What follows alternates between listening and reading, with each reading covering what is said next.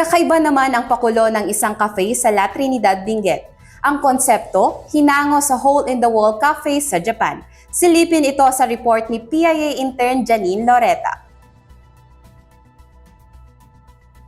Tanyag ang Cordillera sa kanyang Barako Coffee, kaya kahit saan ka man lumingon ay kalwat ka na ng makikitang coffee shop dito. Ngunit sa dami nila, mayroon din silang kanya-kanyang pakulo. Isa na rito ang sikat na hole-in-the-wall Doña Bruja sa La Trinidad. Ang cafe na ito ay hango sa konsepto ng hole-in-the-wall cafe sa Japan, kung saan ang isang mamimili ay maaaring mag-order ng kanyang inumin sa pamamagitan lamang ng isang maliit na butas sa dingding. So our business name is Doña Bruja. It's a coffee shop and parang cafe, on-the-go cafe po, ganun. Bale, I have 3 inspo po. Yung iba is mga food din po na mga na-try ko before na nagustuhan ko din po personally.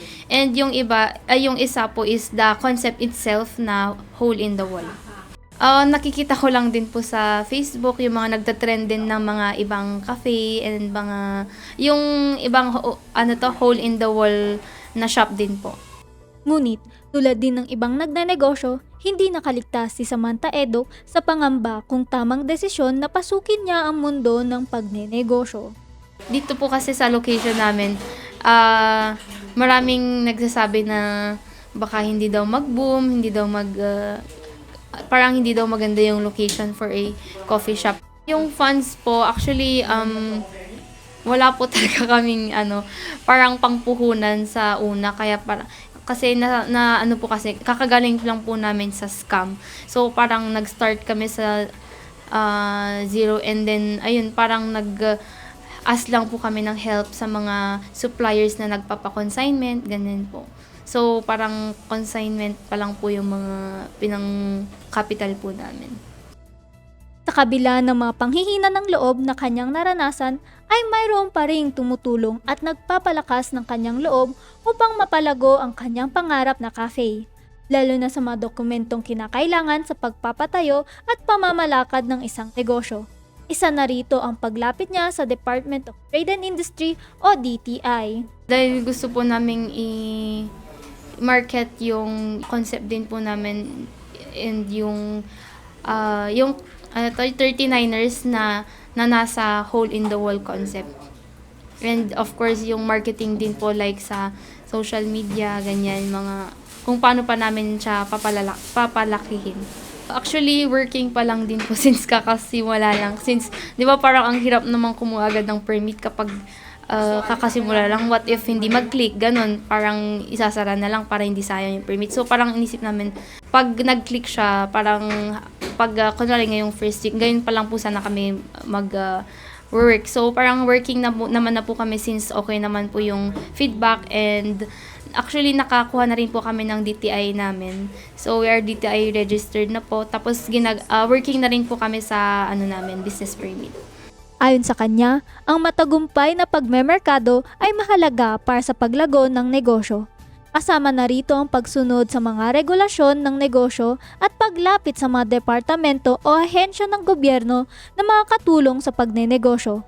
Tulad ng kanyang pagmemerkado sa mundo ng online na siya namang naging daan upang dumugin ng customers ang cafe. Actually, dahil din po sa mga post ng mga customers namin, kaya po kami medyo nakilala and nag-viral daw agad.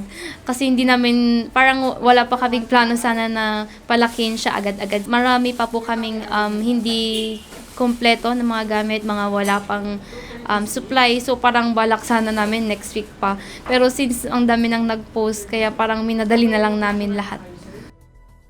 May mga programa rin ng pamahalaan na nakakatulong sa mga micro, small, and medium enterprises, gaya na lamang ng handog na programa ng DTI. Well, basically for DTI on product development, we try to give a full package kasi for our MSMEs, no?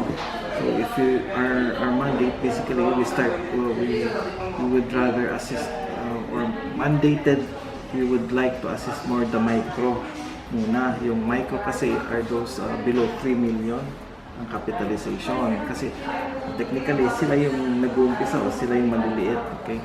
So for MSMEs in the micro category, our service would start from not only from the packaging. Siyempre, sisimulan natin sana sa mindsetting, then trainings on capability building. So, siguro, we have trainings for, how do you call this, bookkeeping, ganon, just to upskill the MSME. Ibig sabihin, you improve their capacities, no, so that they can operate their business better, diba? So they need to know bookkeeping, they need to know other managerial skills, entrepreneurial skills para mag-grow siya, mas well-versed siya on running business. Part lang yung packaging and labeling. So packaging and labeling may be for two products if it's non-food, no, or food, no. For non-food, of course, yung designs niya on the product mismo. What DTI does is we see to it that we have trainings wherein we get resource speakers or professionals to upgrade what do you call this, the designs of the non-food. Kunyari, kanyan. Let's say it's clothing. So, ang gagawin natin, kukuha tayo ng designer from, let's say, from Design Center Philippines, that's one of our attached agencies, to help us. So, titignan, case to case kasi yan, titignan na ano yung level nung MSME, nakaka-join na ba siya sa mga trade fairs. Hinihikayat ng Department of Trade and Industry ang mga nais magnegosyo tulad ng Doña Bruja na lumapit lamang sa kanyang tanggapan upang mabigyang tulong at serbisyo alinsunod sa layunin nitong itaguyod mula sa pagpapalago ng negosyo, paglikha ng dekalidad ng trabaho at pagprotekta sa mga consumer. Dahil para sa DTI, angat negosyo, asenso trabaho, alagang consumer para sa bagong Pilipinas. PIA SLU intern Janine Laureta para sa PIA News Cordillera.